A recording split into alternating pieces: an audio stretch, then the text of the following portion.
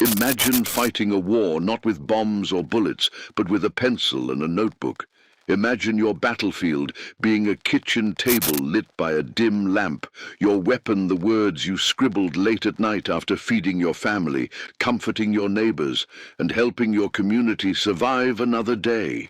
This was the War of Nella Last, a British housewife from the town of Barrow-in-Furness, who left behind one of the most extraordinary accounts of civilian life during the Second World War. When most people think of the war, they picture soldiers storming beaches, planes roaring over cities, or tanks rolling across fields. But for millions of civilians, the war was lived in quieter, yet no less demanding ways. For Nella Last, it was about keeping her home intact under blackout curtains, organizing meals from rations that grew thinner by the week, and volunteering in her community to help those who had lost more than she could imagine. She didn't carry a rifle, but her pen became her weapon, and her diary her shield. Nella Last was not famous when she began writing. She was simply one of thousands who answered a call in 1939 from the Mass Observation Project, a social research initiative that invited ordinary Britons to record their lives in detail so future generations would know what it was like to live through the war. Most volunteers submitted a handful of reports or letters. Nella Last did something different. She wrote obsessively, day after day, year after year. By the end of her life, she had produced more than 1 million words, one of the longest, most complete wartime diaries ever created. Her story begins in Barrow-in-Furness, a working-class town on the northwest coast of England, known for its shipyards. In 1939, Barrow was a key industrial target, building submarines and warships for the Royal Navy. That meant it was also a target for German bombers.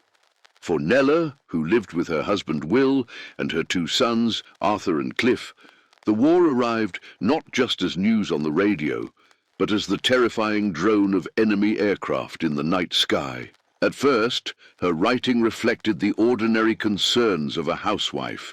She described her husband's moods, her struggles with housework, and the endless calculations of how to make rations stretch just a little further. But as the war deepened, so did her diaries. She began recording the changes in her community, the spirit of resilience that swept through her town, and the way she herself changed in response. She joined the Women's Voluntary Service, a civilian organization that mobilized women to help on the home front. Through the WWII, she found purpose beyond her household. She helped organize communal kitchens for those whose homes had been destroyed, sewed clothes for evacuees, and offered support to families who had lost everything in air raids. These acts might have seemed small compared to the battles being fought overseas, but in many ways they were just as critical. They kept morale alive. They kept the fabric of daily life from unraveling. But perhaps the most remarkable thing about Nella was her honesty. In her diaries, she admitted her fears, her frustrations, and even her moments of despair. She wrote about her loneliness, about her sometimes difficult marriage, about her fears for her sons, one in the army, the other pursuing a life that worried her deeply. Her voice was not that of a polished historian or politician, but of a woman who laid bare her emotions on the page. That raw honesty is what makes her diaries so compelling today. In one entry, she wrote about sitting in her living room after a raid, surrounded by broken glass, wondering how much more she could endure. But in the very next line, she described how she put on her coat, went out, and helped her neighbors sweep up the rubble. This combination of vulnerability and resilience defined her war. As the Blitz descended on Britain, Nella's world grew darker. Nights were spent behind blackout curtains, with sirens wailing and bombs sometimes falling nearby. Barrow was heavily bombed in 1941, leaving hundreds dead and thousands homeless. Through it all, Nella documented what she saw: the courage of ordinary people, the exhaustion that wore on everyone, and the small joys that kept hope alive. A neighbor sharing a precious egg, children laughing in a shelter, the beauty of a sunrise after a night of terror. Her writing was not just a record, it was an act of resistance. By putting her experiences into words, she gave meaning to suffering and order to chaos.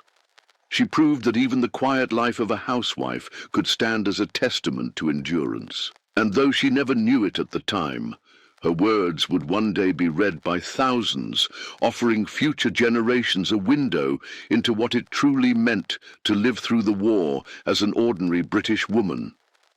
Nella Last never fought with weapons, but she fought with courage. Her battlefield was her home and her town.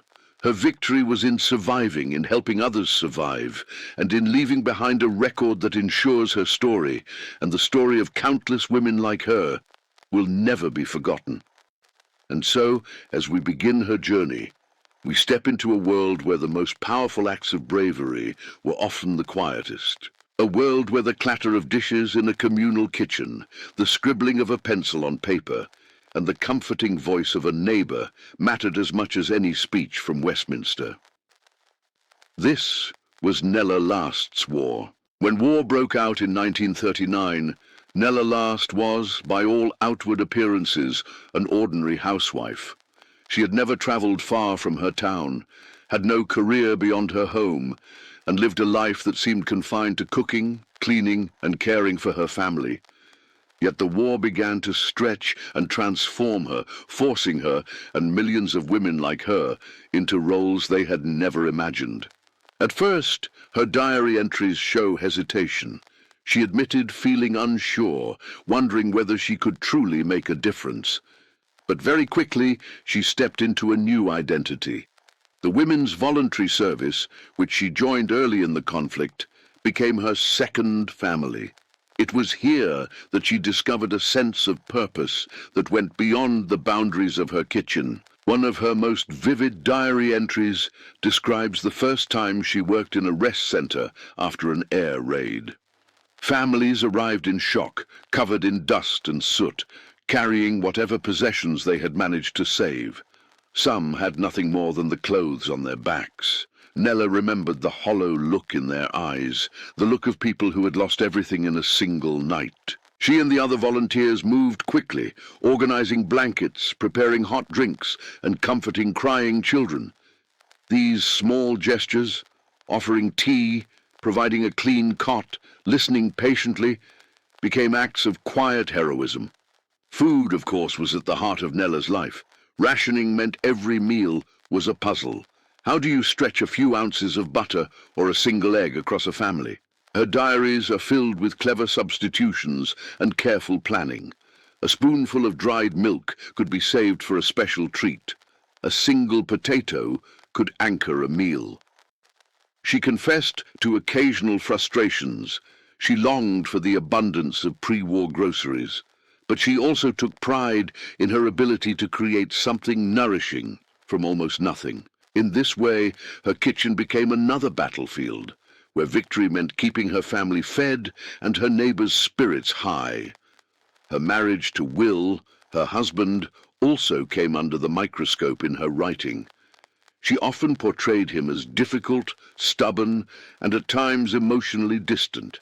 In many ways, the war forced her to step out of his shadow. While he preferred to remain at home, she was out in the community, working, organizing, and contributing. This new independence was liberating. In her diaries, you can almost sense her voice growing stronger as she recognized her own worth. Her relationship with her two sons was also deeply shaped by the war. Arthur, the eldest, was more reserved, while Cliff, the younger, shared a particularly close bond with her. Cliff would eventually join the army, and Nella's entries about him are some of the most moving. She poured her anxieties, her pride, and her endless motherly concern onto the page. Every letter she received from him was read and reread. Every silence from the front gnawed at her nerves. Yet she rarely allowed her fear to consume her. Instead, she channeled it into her volunteer work, refusing to let worry paralyze her. Life in Barrow was not easy. As a shipbuilding town, it was a prime target. The German Luftwaffe bombed the town repeatedly in 1941. Entire streets were flattened, hundreds of lives lost, thousands of homes destroyed. Nella documented these raids with a balance of realism and empathy. She described nights when the air was filled with the sound of sirens and anti-aircraft fire, when families huddled in shelters, waiting for the all-clear. She also described the mornings after. Neighbors emerging from shelters, surveying the destruction, and immediately setting about helping each other. It was in these grim moments that the resilience of ordinary people shone brightest. One entry captures this spirit perfectly. After a particularly heavy raid, she walked through streets where houses lay in ruins. Instead of despair, she noticed something remarkable. Shopkeepers sweeping up broken glass, mothers comforting children with whatever toys had survived, neighbors pooling their rations to make a shared meal. It struck her that the enemy could destroy buildings, but not the determination of the people to carry on. Nella herself was transformed by these experiences. The timid housewife, who once worried about little beyond her household, found herself leading, organizing, and comforting. She became, in her own quiet way, a pillar of strength. Her diary entries reveal an increasing confidence in her judgment, her abilities, and her voice. Through writing, she was not just recording events, she was shaping her own identity. But her diaries were not only about hardship. They were also filled with the everyday moments that made life bearable. She wrote about flowers blooming in her garden, about the joy of a letter arriving from Cliff, about the laughter of children playing despite the rubble around them. These details remind us that even in the darkest of times, life continued, and people clung to normality wherever they could find it. For Nella, the act of writing itself became a lifeline. Late at night, after the day's duties were done, she would sit down and pour her thoughts onto paper. Sometimes she confessed fears she dared not share aloud. Sometimes she analyzed her own emotions, questioning her frustrations with her husband or her longing for independence. At other times, she celebrated small victories, like making a good meal from scarce ingredients or bringing comfort to a grieving neighbor.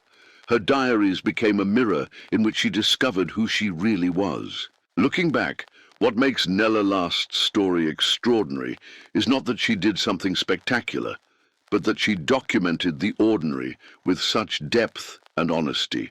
Through her words, we see how a nation endured not just through soldiers and leaders, but through millions of everyday people, women who managed households, cared for the vulnerable, and held communities together. In the middle of war, Nella Last found her voice. And that voice, preserved across more than 1 million words, continues to speak to us today. Not with tales of generals and battles, but with the heartbeat of daily life in a world turned upside down. The year 1941 was the darkest yet for Britain. The Blitz had spread terror across London, Coventry, Liverpool, and countless other cities. For Nella Last in Barrow-in-Furness, it was the year her town was pushed to the brink. As a shipbuilding hub, Barrow was a vital target for the German Luftwaffe, and in April and May of that year, it endured some of the heaviest bombing outside London. Nella's diaries record those nights in chilling detail, not with sensational descriptions of violence, but with the raw humanity of what it meant to live through them. She remembered the deep hum of aircraft engines over the town, the piercing wail of the air raid sirens, and the rush of neighbors grabbing coats, blankets, and gas masks as they hurried into shelters. The blackout made every street an abyss of shadows. Families clutched hands, whispering prayers, trying to keep children calm as the ground shook around them. On one night, she wrote of walking through her neighborhood at dawn after an attack. The devastation was staggering, streets reduced to rubble, homes leveled, and familiar landmarks gone. Yet what she chose to emphasize was not just the destruction, but the people's response. Shopkeepers were already sweeping debris from doorways. A woman was boiling water over a salvage stove, preparing tea for neighbors who had lost everything. In the ruins of a collapsed wall, children were carefully pulling out toys, a battered doll, a scorched wooden train, and treating them like treasures. Nella's voice in these entries is calm, but unflinching. She does not dramatize. Instead, she writes as a witness, capturing the balance between tragedy and resilience. One phrase she returned to often was, "We just carried on." The bombs could destroy houses, but they could not extinguish the spirit of ordinary people determined to survive. Her role in the Women AS voluntary service placed her on the front lines of this civilian struggle. After raids, she and her fellow volunteers set up rest centers for those who had been bombed out of their homes. She described exhausted families arriving with nothing but the clothes they wore. Some were dazed, some wept silently, and others tried to make light of their losses. The volunteers offered blankets, soup, and comfort. It was not much, but in those moments, it meant the world. One diary entry reveals how personal this work became for her. She wrote about comforting a young mother who had lost her home. The woman clung to her child, saying, "As long as he's safe, I don't mind the rest." Nella admitted that she cried quietly after hearing those words, not from despair, but from admiration for such strength. For her, this was the essence of the war, not battles on distant fronts, but courage in kitchens, shelters, and ruined streets. Rationing grew harsher during these years, and food remained a constant theme in her writing. She described how every scrap was saved, how a shared meal could lift morale. She experimented with recipes that stretched ingredients to their limits. Vegetable stews thickened with barley, cakes sweetened with carrots instead of sugar, puddings made from powdered milk and imagination. These meals were not just about sustenance, they were about restoring a sense of normalcy, about giving her family and neighbors something to look forward to in a time when so much had been taken away. Yet the strain of war was not only external. Her diaries revealed the inner battles she fought, battles with fatigue, with fear, and with her own identity. She often expressed frustration with her husband, Will, whose reserved and sometimes dismissive attitude clashed with her growing independence. Before the war, she had often seen herself as small, timid, and overshadowed. But now, in the midst of chaos, she was proving herself daily. She was a leader in her community, a problem solver, a source of comfort. Through her writing, she acknowledged this transformation. "I am not the woman I was before," she confessed in one entry. The bombing of Barrow left lasting scars on the community. Thousands of people were displaced, and the destruction altered the landscape of the town forever. Nella recorded the psychological toll, the sleeplessness, the jump at sudden noises, the dread that returned with every siren. Yet she also captured the humor people used to cope. Neighbors joked about Jerry's poor aim when bombs fell on empty fields. Children turned bits of shrapnel into toys, collecting them like trophies. This mixture of fear and laughter, sorrow and resilience runs through her writing like a thread, weaving together the full complexity of wartime life. One of her most striking reflections came after she visited a bomb site where volunteers had helped dig survivors from the rubble. She wrote that she was struck not by despair, but by the quiet cooperation of strangers working side by side. In her words, "The war has made us all each other's keepers." For Nella, this was the hidden gift of hardship, a deeper sense of community, a recognition that survival depended on shared strength. As the months wore on, she also grappled with the constant uncertainty surrounding her sons. Arthur was safe in his work, but Cliff, her youngest and closest companion, was preparing to serve. Her entries about him radiate both pride and fear. She recounted his laughter at the dinner table, his kindness to neighbors, his dreams for the future. The thought of losing him haunted her, yet she refused to let that fear overwhelm her daily life. Instead, she focused on her work, on her writing, and on creating as much warmth as possible in the fragile cocoon of her home. Through all of this, Her diaries reveal a growing sense of self-awareness. The war forced her to step outside the confines of Housewife and embrace her role as a chronicler, a volunteer, and a moral anchor for her family. She discovered that she had a voice worth preserving. While bombs fell, she was recording the truth of how ordinary people lived, endured, and adapted. In the darkest years of the Blitz, Nella Last's words became a lantern. They illuminated not only the physical devastation, but also the quiet victories, neighbors helping each other, mothers keeping children calm, volunteers turning chaos into order. And in writing them down, she preserved a version of the war that generals and politicians could never capture. The war fought in kitchens, in shelters, and in the hearts of ordinary women. By 1943, the war had entered a new phase. The Luftwaffe's raids on Britain had subsided, the fear of immediate invasion had faded, and the headlines were filled with victories in North Africa and hopes for an eventual Allied push into Europe. Yet for Nella Last and millions of civilians, life on the home front was far from easier. The air raid sirens may have sounded less often, but shortages, fatigue, and the emotional weight of years at war pressed heavily on every household. Nella's diaries capture this subtle shift. She no longer wrote about nights in shelters or surveying streets reduced to rubble. Instead, her pages brimmed with the grind of endurance. She described the weariness in neighbors' faces, the short tempers that flared in shops, and the quiet sense that the war, while no longer an emergency, had seeped into the marrow of daily life. People longed for peace, yet they knew it was still far away. Rationing was harsher than ever, the government tightened supplies, and luxury items remained out of reach. Nella often joked in her diaries about the tiny weekly allowances of meat and butter. She wrote of queuing in shops for hours, only to leave with a few ounces of dried eggs or a single tin of Spam. Creativity in the kitchen became a survival skill.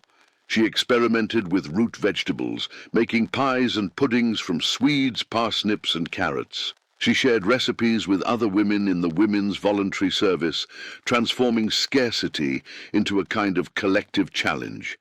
Yet behind the humor, she admitted the strain of endlessly planning meals that never seemed enough. In her home life, tensions with her husband Will persisted. He remained content with routines, reluctant to embrace the changes war had brought. Nella, however, was now a different woman. Through her volunteering, through her writing, she had gained independence. Her diary reveals moments of quiet frustration, his lack of understanding, his resistance to her newfound voice. But she also showed resilience in navigating their relationship, carving out a sense of self without abandoning her role as wife and mother. For her, this balance became another form of strength. Her sons continued to dominate her thoughts. Arthur, her eldest, was distant, focused on his work.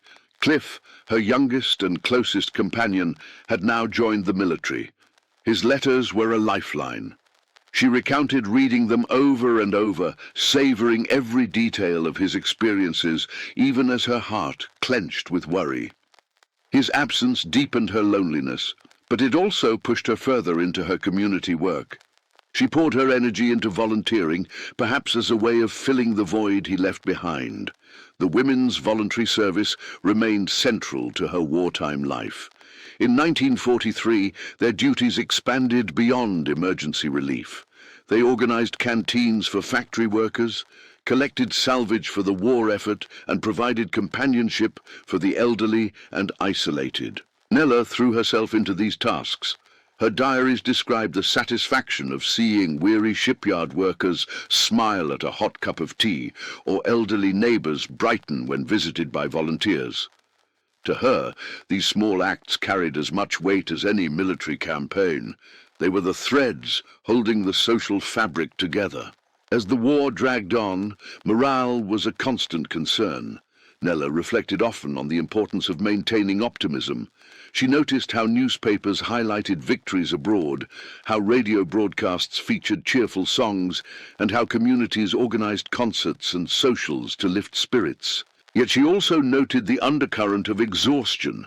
People were tired of the blackout, of queuing, of letters that brought bad news from the front.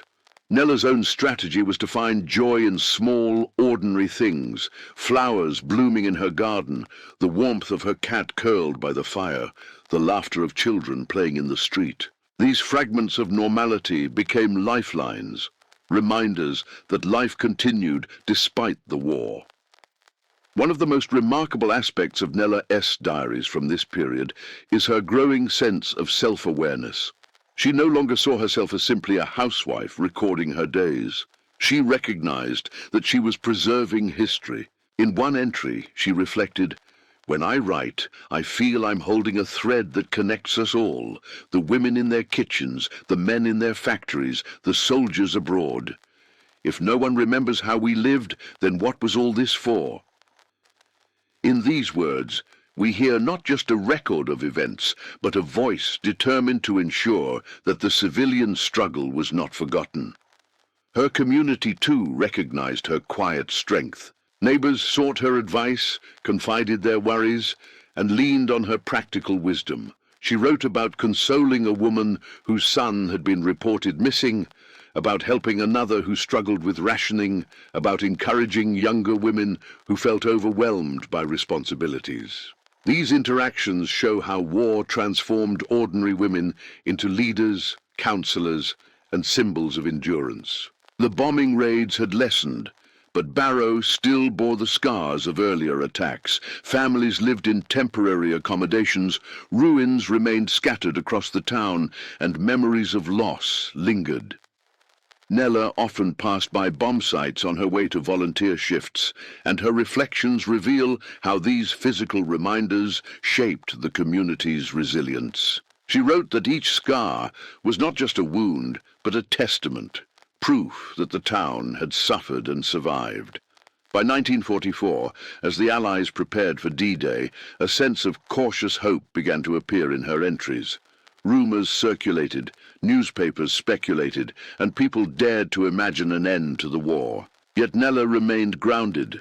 She reminded herself and her readers that victory abroad did not erase the struggles at home.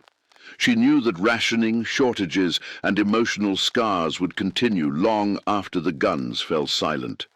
Her words in these years capture the essence of home front endurance. It was not the drama of sudden raids or spectacular events, but the daily grind of making do, carrying on, and finding meaning in the ordinary. Nella's greatest act of heroism may not have been any single deed, but the constancy with which she bore witness, supported others, and kept hope alive. By 1945, the war that had defined 6 long years of Nella Last's life and the lives of millions of ordinary Britons was drawing to a close. The air raid sirens had grown rare, and whispers of Allied advances filled newspapers and radios. Yet, in her diaries, Nella often tempered excitement with caution. She had seen hope before, and she knew how fragile it could be. Then in May, the announcement finally came. Germany had surrendered. Across Britain, bells rang, crowds gathered, and voices sang in the streets. In Barrow, people poured from their homes, cheering, waving flags, and embracing neighbors. Nella described the scene with vivid clarity. Bonfires lit the night sky, children waved makeshift banners, and exhausted men and women who had carried burdens for so long finally allowed themselves to celebrate. Yet she also noted something else, a quiet, almost solemn relief that mingled with the joy. For many, the war had cost too much to be a purely jubilant ending. Her own reaction was complex. She was grateful the bombing had stopped, grateful her family had survived. But she also wrote of the empty places at tables across town, of friends who would never return, of families whose lives had been permanently altered. Victory, she reflected, is stitched with threads of grief. In the weeks that followed, Nella's diary shifted again. The war was over, but the struggle was not. Britain faced shortages, rationing, and the monumental task of rebuilding. Rations, in fact, grew even stricter after the war, as food and resources were redirected to devastated Europe. For a woman who had already spent years stretching every ounce, this was both familiar and frustrating. She described the irony of peace arriving hand in hand with empty shelves. Yet she carried on, applying the same creativity that had sustained her family through the Blitz. Her relationship with her sons continued to shape her reflections. Cliff returned safe but changed. She recorded with relief the moment she first saw him again, the laughter that erupted as they embraced, the tears she tried to hide. But she also acknowledged the subtle ways war had transformed him, a new maturity, a gravity in his eyes. Arthur, more distant as always, remained part of her world, but never as close as Cliff. Her diaries suggest that the war deepened the bond with her younger son, cementing him as both her comfort and her source of anxiety. Her marriage to Will remained complicated. In the post-war years, their differences grew more apparent. She had become more independent, more confident, and more willing to question. Will, rooted in old habits, often resisted these changes. Through her writing, she explored this tension honestly. She was no longer the silent partner she had once been. Instead, she was a woman who had found her voice, and she refused to give it up. The Mass Observation Project, which had recruited her back in 1939, had given her a platform, and she embraced it fully. Long after victory, she continued to write, pouring her reflections into notebooks that eventually totaled over 1 million words. These diaries became more than personal therapy. They became one of the richest records of civilian life during and after the Second World War. What makes Nella's writings extraordinary is not a tale of daring adventure or dramatic heroism, but precisely the opposite. She chronicled the ordinary with extraordinary honesty. She showed how victory was built not only in battlefields, but in kitchens, rest centers, and quiet moments of perseverance. Her words remind us that history is not only shaped by leaders and generals, but by countless ordinary people whose resilience held a nation together. In her later entries, she often looked back on how the war had changed her. She admitted that without it, she might never have discovered her own strength. The crisis had forced her to step into the world, to work, to organize, to lead, and most importantly, to write. "The war made me," she confessed in one line. It was not that she celebrated the suffering it caused, but that she recognized how it had awakened her own identity. Years later, her diaries were rediscovered and published, allowing the world to hear her voice. They became a window into the daily life of a woman who might otherwise have been forgotten, a testimony to the courage and endurance of millions like her. Readers were struck by her honesty, her humor, her compassion. They saw in her not just a single housewife from Barrow, but a universal figure, an ordinary woman who became extraordinary by refusing to let despair win. And so, Nella Last's war did not end in 1945. Through her words, it continues today. Her diaries carry us back into the blackout nights, the ration queues, the moments of laughter in the ruins, the quiet tears over a son's letter. They remind us that the Second World War was not only about battles fought by soldiers, but about the battles endured by civilians, battles for dignity, for endurance, for the simple right to live ordinary lives in extraordinary times. In the end, her greatest legacy may be this: the recognition that the smallest acts, brewing tea for a neighbor, comforting a frightened child, recording a day in a diary, can hold as much weight in history as the grand strategies of generals. Her 1,000,000 words are not just pages, they are monuments. And so we remember her not as a heroine in the traditional sense, but as something perhaps more profound, a voice for the invisible millions who carried Britain through the war, one meal, one word, one act of kindness at a time.